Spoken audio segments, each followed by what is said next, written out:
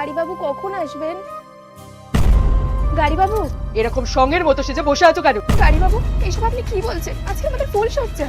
তুমি কি ভেবেছো গাদা যে আজকে আমি তোমার সাথে ফুলসজ্জা করবো? তোমাকে বিয়ে না করলে সম্পত্তি থেকে বাবা ত্যায্য পুত্র করতো, তাই তোমাকে বিয়ে করেছি। আর এটা আজকে একটা 1 বছরের চুক্তি। তুমি 1 বছর এই বউ বউ খেলা করবে, তারপর তো আমি সম্পত্তি হাতে পেয়ে যাবো। গাড়িবাবু, আর তারপর আমি সুজিকে বিয়ে করব। না না না, আমি তো এসব কিছুই জানতাম না গাড়িবাবু। আমি তো শুধু আপনার সাথে সংসার করতে চেয়েছিলাম। তোমার মতো একটা গেও মেয়ের সাথে সংসার করা যায় না। 1 বছর পর তোমাকে আমি ধাক্কা মেরে বাড়ি থেকে বার করে দেবো। আমি গ্রামে কি করে মুখ দেখাবো এবার? ভেবেছিলে রোহান গুটগুটিকে বিয়ে করে লাইফ সেট করে নেবে না?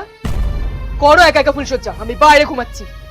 গাড়িবাবু দাঁড়া, তুই বাইরে ঘুমাতে গেলে সবাই সত্যিটা জেনে যাবে, তখন তুই সম্পত্তিও পাবি না।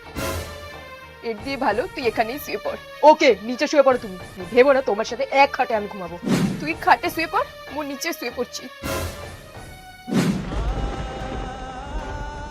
তাহলে কি জবা পারবে মাত্র 1 বছরের মধ্যে রোহানের মন জয় করে এই ঘুটঘুটি বংশের যোগ্য পুত্রবধূ হয়ে উঠতে, নাকি ফিরে যেতে হবে আবার সেই গ্রামে? যদি জানতে চান তাহলে দেখতে ভুলবেন না গাদার সংসার।